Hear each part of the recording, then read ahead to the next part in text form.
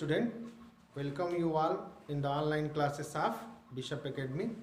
Now we have to start doubt session 2 of chapter 1st, and first of all we have to know the net flux through the cube.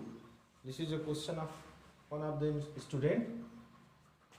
This is a cubical box having length 1 meter and it is placed along x-axis and the distance first face of the cube is 1 meter from the origin, and here a non-uniform electric field along x direction. This I cap represent the direction of electric field, which shows that this electric field along x-axis. First of all, we know that flux phi is equals to E into A cos theta, where theta is the angle between electric field vector and area vector. Theta is the angle between electric field vector and area vector. Here electric field is along x-axis, that's why the direction of electric field is this. If the theta becomes 90 degree, then electric flux will be 0. How? Because cos 90 equals to 0. If we analyze, there are 6 faces in the cube, in which the upper face having area vector in the upward direction and electric field along this direction, then the angle between electric field and area vector will be 90 degree. Then electric flux through upper face is 0. And similarly, the area vector of lower surface is downward and electric field along x-axis. Here also electric flux will be 0. 2 faces has removed. Now this upside face, the area vector of upside face is perpendicularly upward and electric field along x-axis. Then flux through the top face or front face is 0. In similar way, the area vector through the beside face is inward direction, perpendicular inward, and electric field along x-axis, then flux will be 0. Now upward, downward, here and here, 4 faces has removed, because through the 4 faces, top, bottom, front and height face, electric flux will be 0. Only 2 faces, this is this face, and when electric field enter through this face, only these 2 faces have some electric flux. Then we have to calculate electric flux through the name of this face is first and name of this face is second. As you know, since electric field is variable quantity, I cap represents the direction of electric field and x represents the distance. While x is equals to 1 meter, electric field is E1. E1 means electric field at first phase is equals to 50 into x equals to 1 meter, because first phase is 1 meter from origin. Then the electric flux is 50 Newton per coulomb. E2 means electric flux at this phase. This distance is 1 meter and 1 meter. The total distance from origin to the second phase is 2 meter. Then x is equals to 2. It means electric field through the second phase is 100 Newton per coulomb. This electric field increasing gradually while distance increases. It's okay. Then electric field at first phase is 50 and electric field at second phase is 100. This is the electric fields. Now the total flux through these 2 phases is, this total flux is equals to A1 cos theta plus E2 cos theta. Now E1, E1 is the electric field at this phase, and direction of electric field at this phase is along this direction. This is the direction of E1, because electric field is always along x-axis. Then E1 is equals to 50. Area of first phase. Area of both phases have equal, and which is length is 1 meter, then area is equals to 1 into 1, it means 1 meter. Cos theta. Here electric field is along this direction x-axis, and area vector of this face is, if this is the front face of the cube, then area vector is perpendicularly upward. This is the direction of area. Then the total angle between electric field and area is 180 degree. Plus E2 is equals to 100, already calculated. Area is similar, 1 meter, and cos theta. Electric field at this place is E2, direction along x-axis, and area vector is also along this direction. Then the angle between both vectors is 0 degree, cos 0.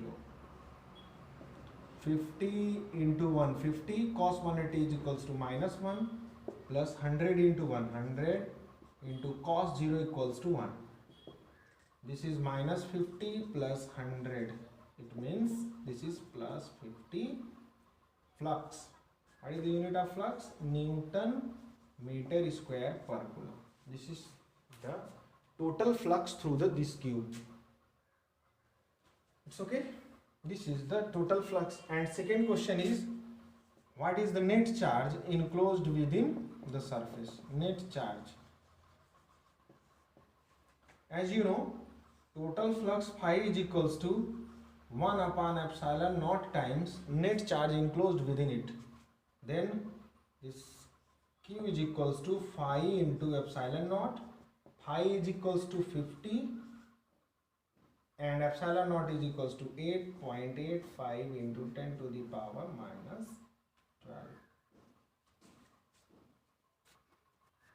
This is 4.42 into 10 to the power minus 10 coulomb. After multiplying, we have get the result. Hence, the total solution of this question is this.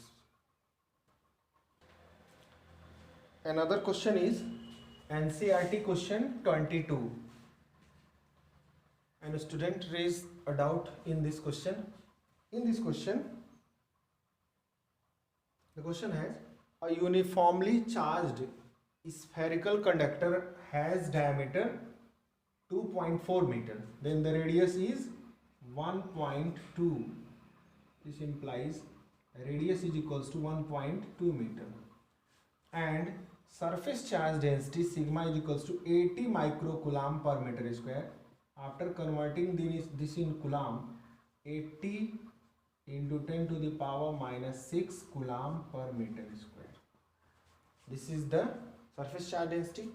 First question is total charge, and second question is total charge on the spherical conductor, and second question is total electric flux. First of all, we have to find out the total charge. According to the definition of surface charge density sigma is equals to total charge per unit area. Total charge per unit area. And from here Q is equals to sigma into A. Q is equals to sigma into A.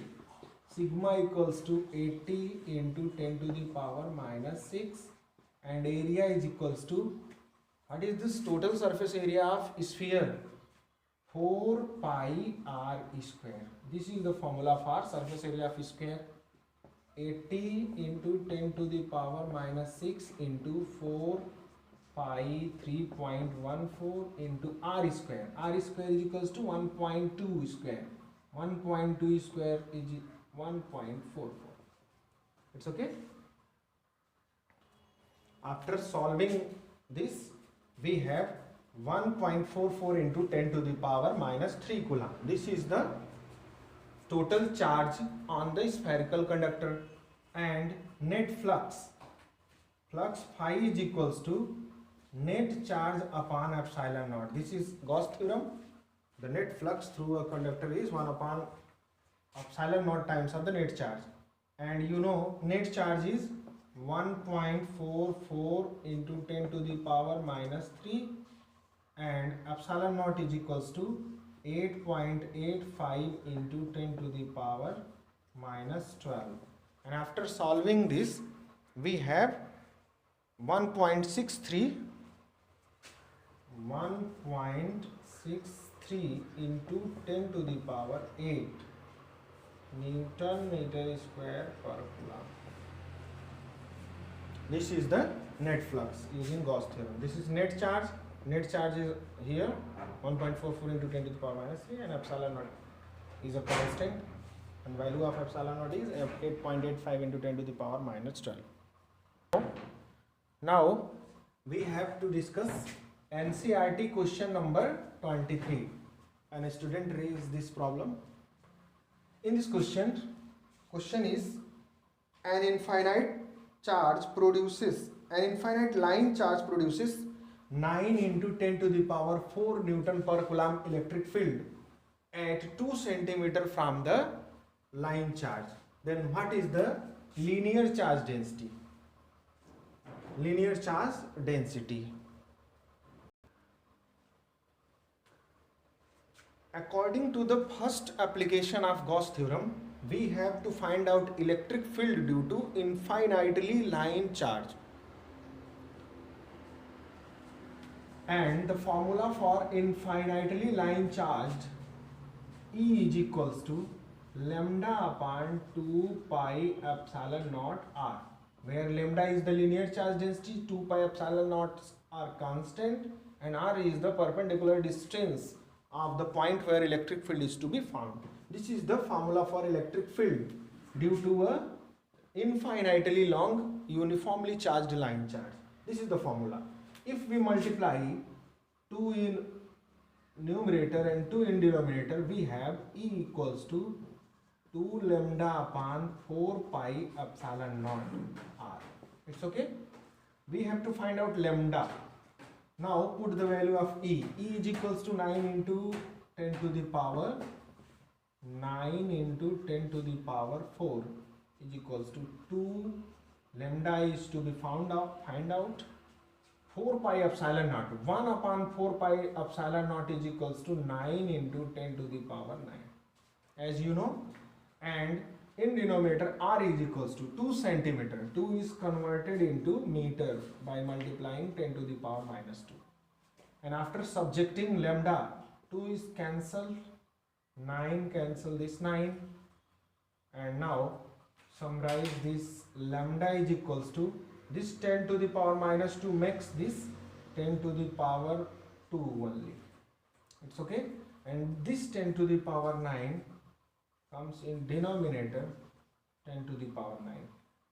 After solving, this is 10 to the power minus 7.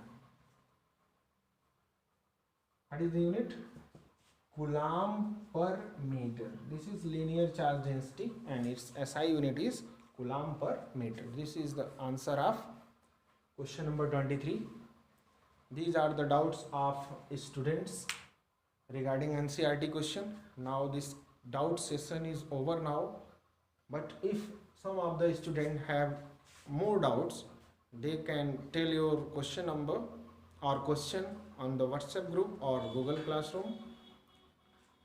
Thank you. Have a nice day. Stay home, stay safe.